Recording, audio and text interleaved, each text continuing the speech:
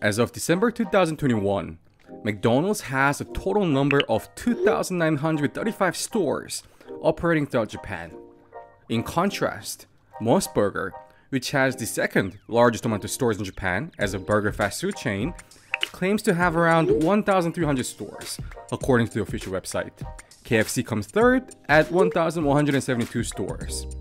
As you guys can see, even once you combine the number of MOS Burger and KFC stores, it still does not even come close to the amount of stores in which McDonald's Corporation currently successfully operates in Japan.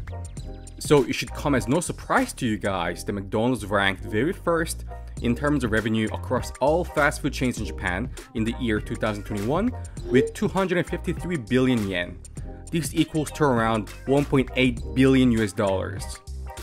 The combined total revenue of both KFC and MOS Burger, which is 650 million US dollars and 524 million US dollars respectively, still again does not even come anywhere near the total revenue of McDonald's alone.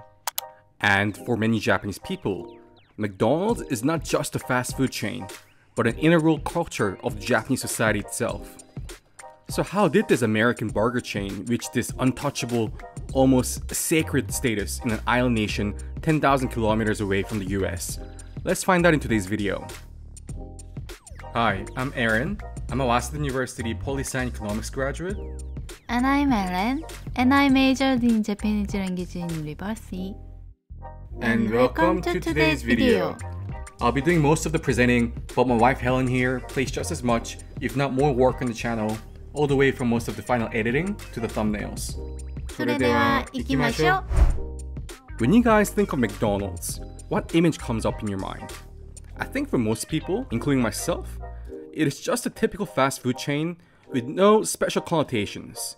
However, in Japan, McDonald's is basically the Michael Jordan of not only among all the American fast food chains located in Japan, such as KFC and Burger King, but literally the most sacred of food chains, even when competing against other domestic Japanese food holdings that are already behemoths in their own respective right, such as Zensho and Skylark. So again, just how are they able to get this done?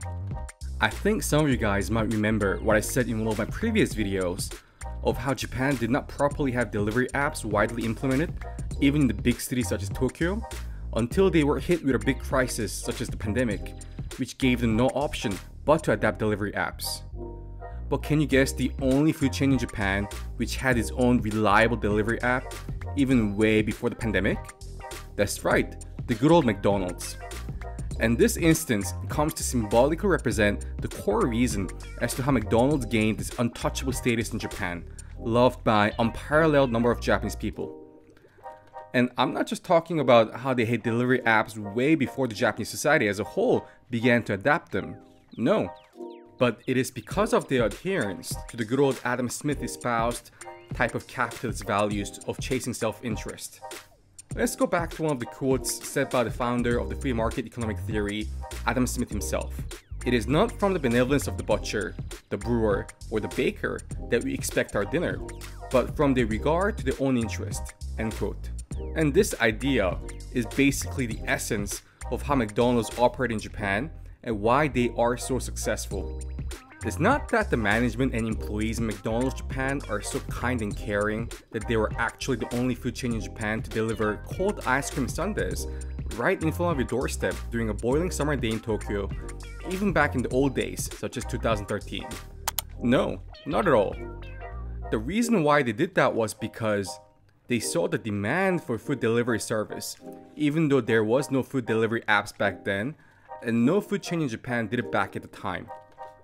But in classical free market economic theory, when there is demand and you have the means of production to provide the demanded level of supply, what should you do? Yes, provide the supply and then generate revenue. And guess which food chain was by far the fastest to provide the supply, which met the market demand of individuals living in Japan, such as myself, towards food delivery service, and thus profited from it? That's right, McDonald's. And McDonald's didn't only meet the demands for food delivery services. No, when there was demand in the Japanese market of any kind, meaning opportunity for McDonald's to generate profits, McDonald's was always there.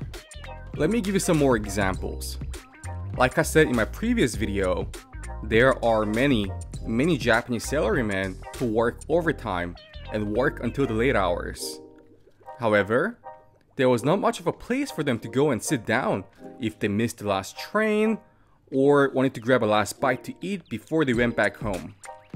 That's where McDonald's came in.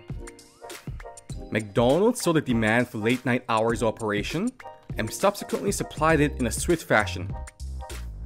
It began to open up many 24-hour operated shops across the country of Japan and subsequently became not only a burger place, but again an integral part of the Japanese culture by being a place where people could always rely on for cheap food and coffee, as well as being a space of relaxation at literally any time of the day.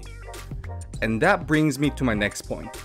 McDonald's was excellent in terms of their pricing strategy throughout the decades in which they operated in this island nation.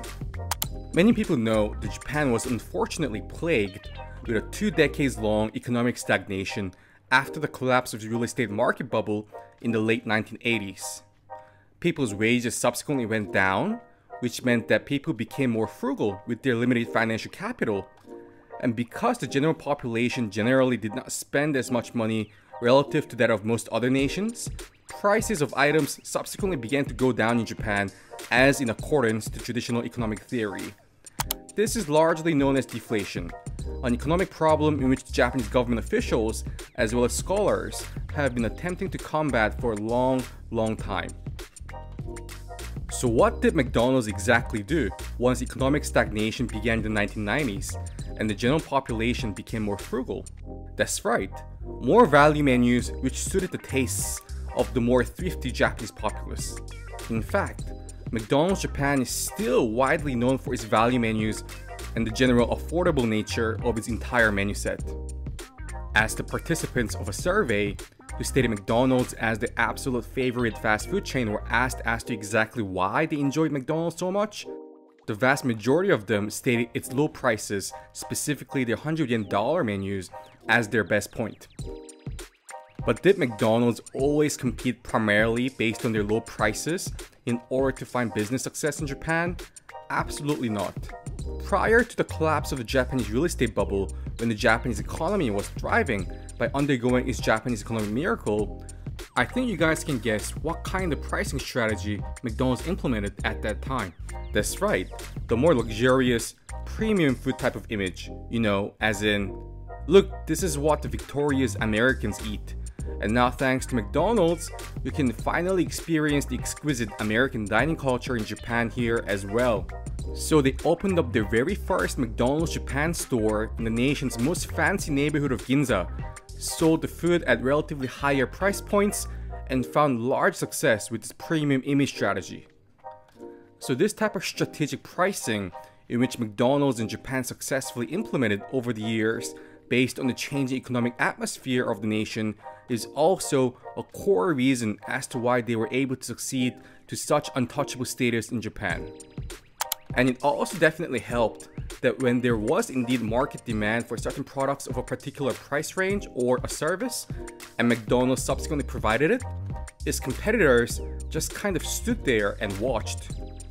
With the general deflationary atmosphere in Japan, where it was more than clear that the general populace was not willing to spend money, most food chains just kind of stood there and watched, while McDonald's was scraping pure cash with its insanely popular 100 yen dollar menus, when it was more than clear that there was large market demand in Japan for late night operating food chains.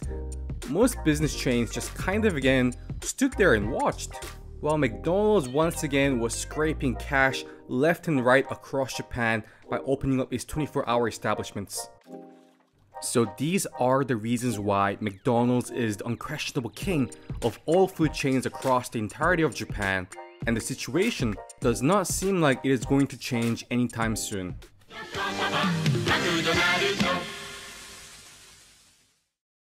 Thank you for watching today's episode of Aaron and Helen Explain Japan.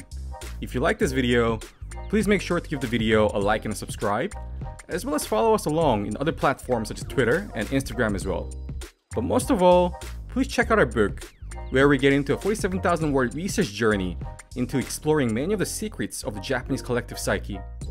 We put in a lot of time into writing this book, so we strongly believe that a lot of you guys will more than enjoy the contents of the book once you read it. Thank you guys once again for your valuable support and helping us keep this channel alive. With that said, 皆さんどうもありがとうございました。 we'll see you guys again soon on the next episode. Cheers, guys. バイバイ。